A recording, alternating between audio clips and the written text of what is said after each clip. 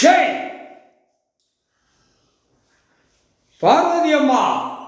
தமிழ்நாடு கணக்கு முதலமைச்சர் தமிழ்நாட்டில் எத்தனை முதலமைச்சர் செத்த கழுதிய கழிச்சிட்டார்.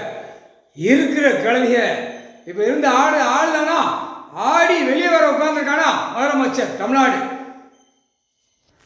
மூளையை எலுமிச்சம்பழம் கனியை கசக்கி புளிஞ்ச உடனே எல்லாம் மாட்டிடுவான். இப்போ கூடிய சீக்கிரம் பூரா தமிழ்நாடு பயங்கர ஸ்பீடு, பிரச்சனைகள், முட்டி மோதி, சிக்கல், அடி தடி எல்லாமே சுட்டிப்பாக நடக்கும்.